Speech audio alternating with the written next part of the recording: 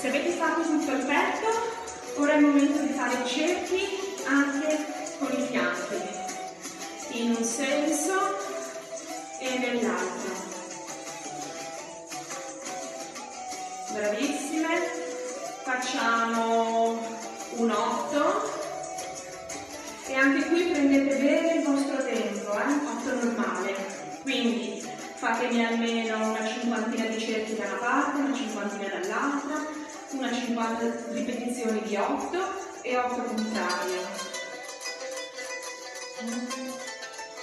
Come ultima cosa, nella parte su, vorrei che faceste questo, un twist di fianchi, quindi gambe chiuse, ginocchia non partecipano, giro soltanto con i fianchi avanti e indietro.